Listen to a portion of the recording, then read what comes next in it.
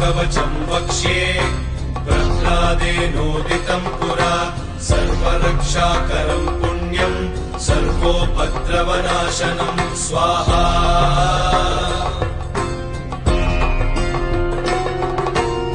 सर्वसम्पत्करम् चैव स्वर्गमोक्षप्रदायकम् ध्यात्वा नृसिंहम् देवेशम् हेमसिंहासनस्थितम् स्वाहा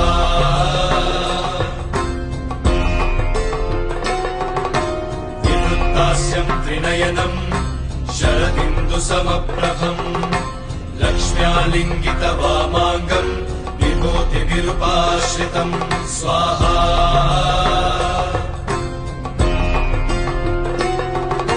चतुर्भुजम् कोमलाङ्गम् स्वर्णकुण्डलशोभितम्